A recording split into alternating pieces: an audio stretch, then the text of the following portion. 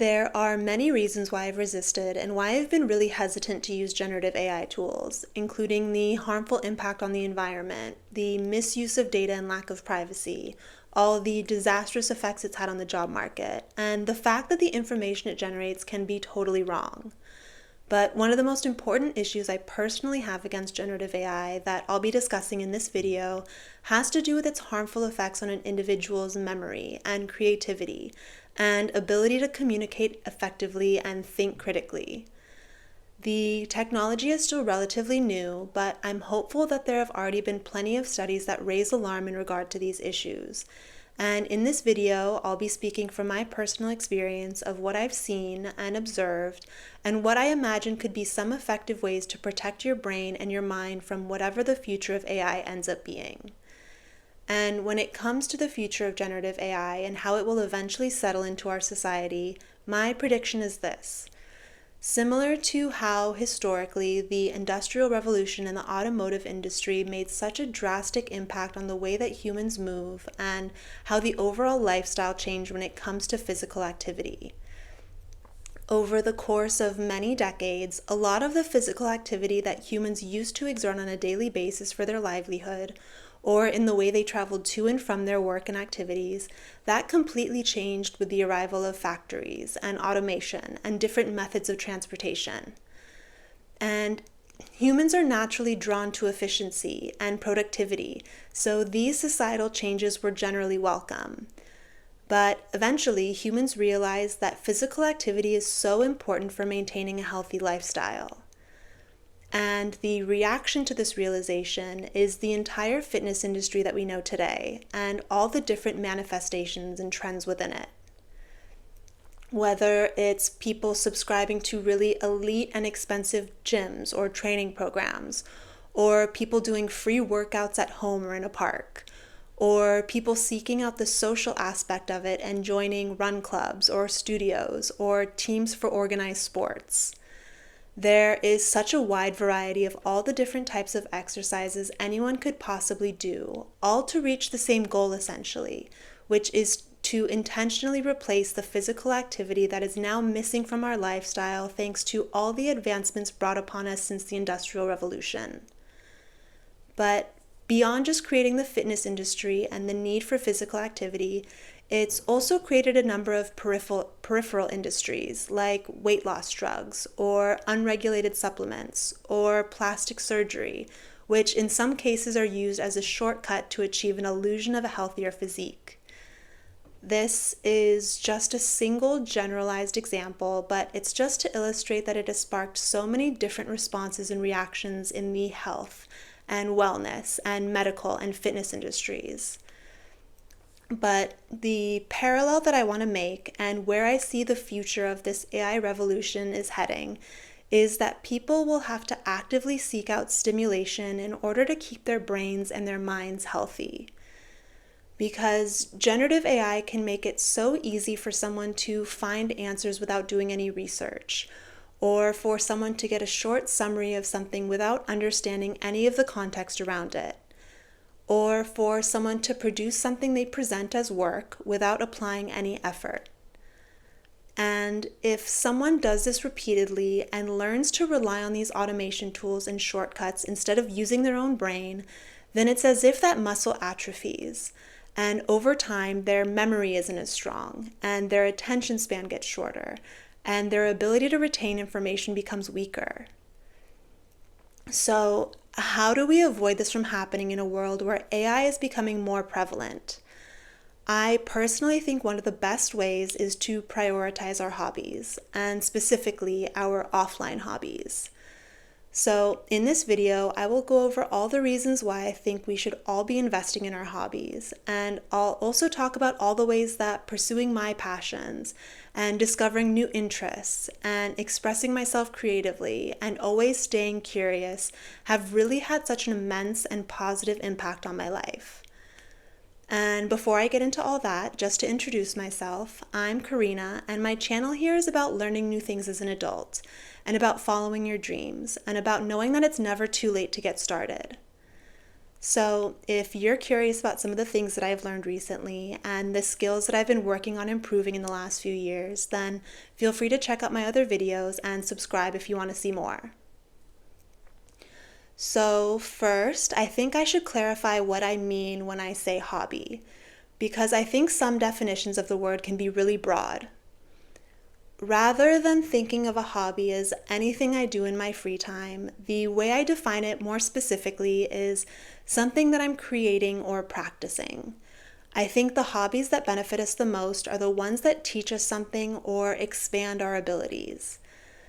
And I know sometimes the concept of collecting things could be considered a hobby, but I personally think that could lead to overconsumption in extreme cases. So for the purpose of this particular video and all the benefits I'm describing, I wouldn't include collecting within my definition of a hobby. And when I talk about offline hobbies, I generally mean things that are tangible and physical, but it could also include other digital activities as long as they're not influenced by algorithms or excessive advertising. Because I think there are a lot of helpful ways to use technology as a tool to discover new things, or expand your knowledge about your hobbies, or to find communities around your hobbies. And that includes social media. I think this realm is where we have to be the most careful and the most intentional. Because on one side, too much social media usage can turn into doom scrolling or consuming too much short form content. But on the other hand, it can introduce us to a new hobby that we didn't know much about before. Or it can show us that maybe one of our friends is experienced in a hobby that we're interested in trying.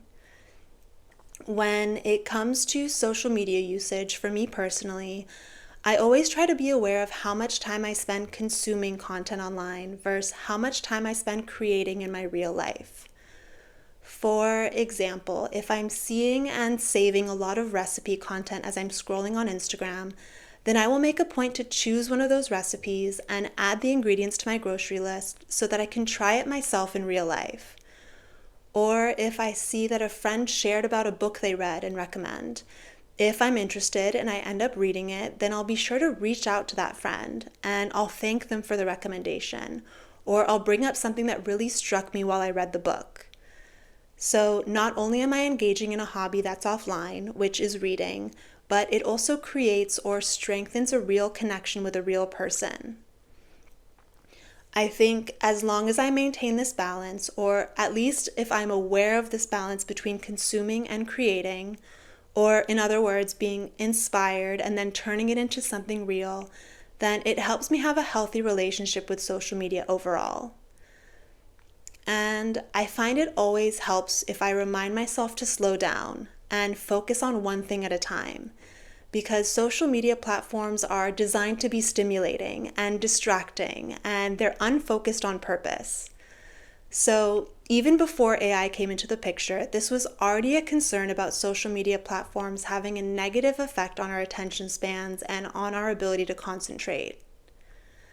It's always important to be mindful and intentional, and something I've always believed is that if I'm not filling my time, then time will fill itself. In other words, if you don't make a point to actively schedule time for the things you want to do, or the things that are interesting to you, or even to schedule time to discover or research the things that might be interesting to you, then the time will pass regardless. Another thing I've learned from prioritizing my hobbies and carving out time to do the things that I enjoy and find fulfilling is that I'm always grateful that I did it. Or I'm grateful that I learned something. Or I'm grateful that I at least tried something new. So the inverse of that is that in the present moment, while I'm enjoying one of my hobbies, I know that I'm doing something that my future self will be grateful for. And another valuable thing that hobbies do for us is that it's one of the few times in life that we get to choose our challenges. And this is such an important practice because you get a confidence boost whenever you accomplish something, especially if it's something difficult or challenging. Each accomplishment kind of primes or trains your brain to know that you're capable, and you get to benefit from this mindset that knows that you're able to accomplish challenging things. So it ends up really improving other areas of your life where you would face the normal challenges that you don't necessarily get to choose. It's another example of training yourself through repetition, but this time in a way that works in your favor.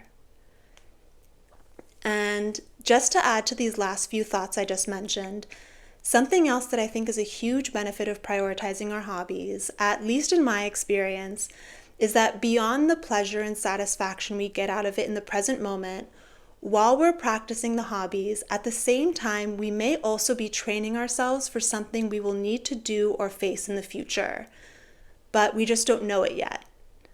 For example, I can speak about my own experience. 2 of my hobbies have been photography and traveling with my dog. So naturally, I love taking photos of my dog while we're traveling. And that has turned into an opportunity and a portfolio. And now I work with hotels to create content showcasing their pet-friendly amenities. And I think this opportunity would have never arisen had I not explored this hobby on my own simply because I enjoyed it. And another one of my hobbies that I'm very passionate about is skiing. And I ski because I love it, but over the years, it's also turned into an opportunity where brands ask me to review their gear and test their equipment. And people from all over the world ask me for my recommendations and advice when it comes to planning ski trips. And none of this would have been possible if I didn't decide to give skiing a try several years ago. You never know where your hobbies may lead you in the future or how they may help you. Maybe if you decide to start learning a language, you never know who you may be able to communicate with one day. Or if you become really passionate about gardening and you become an expert at it, then you never know which of your old friends may reach out to you and ask you for advice someday. So whether or not your hobby leads you to a side hustle or a new career path, or even if it isn't lucrative monetarily and you're doing it purely for pleasure or for expanding your mind or for releasing any stress, I would argue that it's always productive and always rewarding. And the last benefit that I want to mention about hobbies, which I've touched on a few times throughout this video, is the sense of community and connection. Practicing your hobbies can introduce you to like-minded people, and it can also strengthen relationships with people you may already know, which is something that AI can't do. It can never replace real connection and real understanding between real people. I think one of the benefits that the rapid emergence of AI has had on us is that if we take a step back, we get to reevaluate what really counts as valuable and what really counts as impressive. Because I think now that information is so readily available, what is actually impressive now is the ability to think critically and be creative and retain information and to be an expert in something and to have deep understanding of things that are important to you. And that you didn't take any shortcuts to get there, I think is the important part. I hope that this was helpful or insightful in some way. If you are curious about learning a new hobby, or if you are thinking of picking something back up that you used to love doing, then consider this your reminder. I'm always happy to connect, so feel free to leave a comment with any questions or to let me know what hobbies you're interested in pursuing. If you happen to be interested in skiing or learning French, then I have plenty of videos on those topics. And like I mentioned before, my channel overall is really about my experience following my dreams and my passions. And it's also a reminder that it's never too late to get started. So feel free to check out my other videos and don't forget to subscribe, and I will see you next time.